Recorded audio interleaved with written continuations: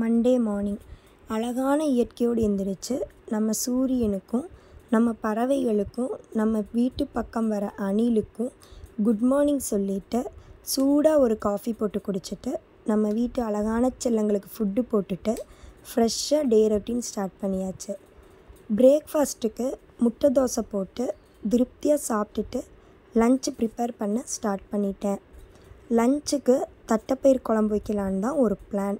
So குக்கரை வச்சு oil ஊற்றி கடுகு கருவேப்பிலை போட்டு பொரிஞ்சதும் வெங்காயம் தக்காளி போட்டு நல்லா வதக்கி விடணும்.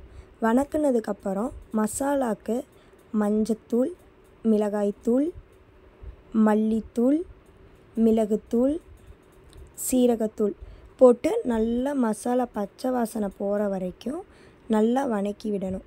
பச்சை வாசனை போனதுக்கப்புறம் நம்ம கட் பண்ணி வச்சுருக்க கத்திரிக்காவை போட்டு நல்லா மசாலாவோட நல்லா மிக்ஸ் பண்ணி விடணும்.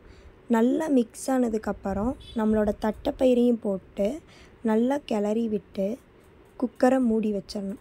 குக்கரை மூடிட்டு 3 விசில் வந்ததும் நம்ம அரைச்சி வச்சுருக்க தேங்காயை ஊற்றி ஒரு கிளறி விடணும்.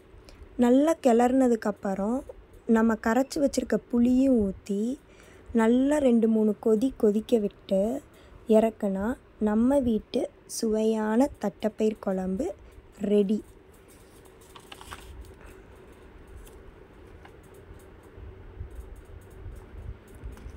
பொரியலுக்கு வெள்ளை பூசணிக்காய் தான் தயிரில் போட்டு வச்சுருந்தேன். பால்லாம் கொஞ்சம் பாட்டிலில் ட்ரான்ஸ்ஃபர் பண்ணுற ஒர்க் இருந்துச்சு. ஸோ அதையும் ட்ரான்ஸ்ஃபர் பண்ணிவிட்டு கோலின் யூஸ் பண்ணி கேஸ் ஸ்டவ்லாம் க்ளீன் பண்ணியாச்சு. கேஸ் ஸ்டவ் க்ளீன் பண்ணிவிட்டு அந்த ஈரம்லாம் போகிறதுக்காக ட்ரை கிளாத் வச்சு ஸோ அடுப்பு எல்லாத்தையும் க்ளீன் பண்ணி கண்ணாடி போல் மினுமினுக்கிற அளவுக்கு அடுப்பையும் வச்சாச்சு. சிங்கில் கொஞ்சம் பாத்திரம்லாம் இருந்துச்சு. ஸோ அதையும் நம்ம க்ளீன் பண்ணணும்னு சொல்லிட்டு எல்லாம் க்ளீன் பண்ணி சிங்கையும் நல்லா தொடச்சி எடுத்தாச்சு.